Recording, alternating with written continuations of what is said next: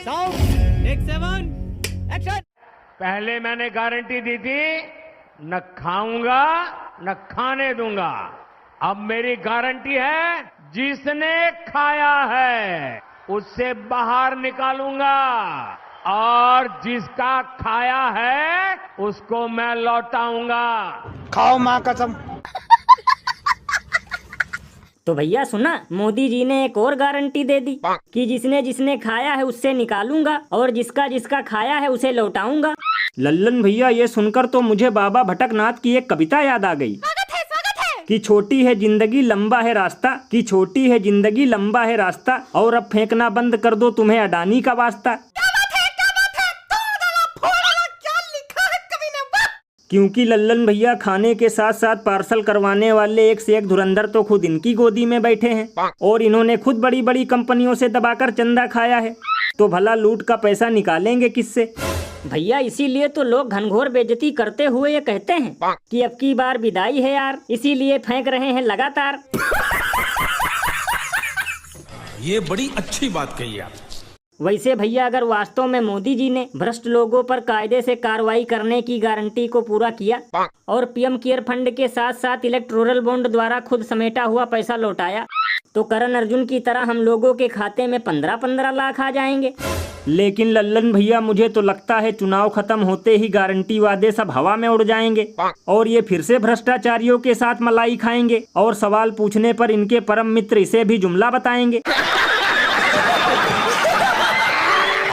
और अभी तो रुको, क्लाइमैक्स अभी बाकी है।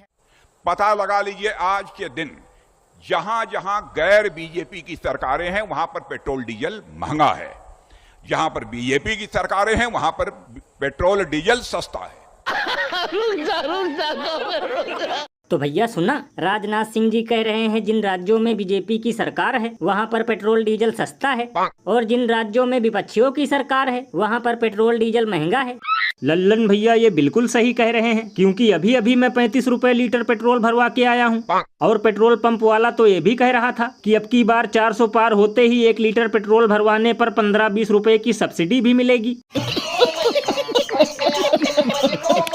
लल्लन भैया, मुझे तो लगता है इन्होंने कभी अपने पैसे से पेट्रोल डीजल नहीं भरवाया, वरना इस भयंकर गर्मी में भी पेट्रोल डीजल का दाम सुनते ही इनका हाथ पैर कांपने लगता। ये बिल्कुल सही कहा आपने। वैसे भैया पेट्रोल डीजल तो छोड़ो, अगर खुद से खरीदना पड़ जाए 1 किलो शक्कर तो उसी का दाम सुनकर इन्हें आ जाएगा चक्कर।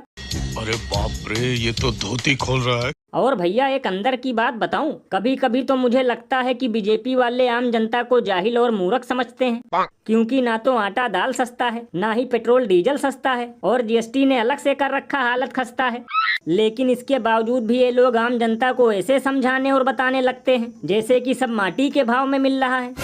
लल्लन भैया, इसीलिए तो लोग घनघोर बेइज्जती करते हुए ये कहते हैं कि अगर उल्लू बनाने और झूठ बोलने पर कोई अवार्ड मिलता तो सबसे ज्यादा केवल बीजेपी वाले ही पाते, क्योंकि चूना लगाने में तो इन लोगों के आगे हैं पान वाले भी फेल हो जाते।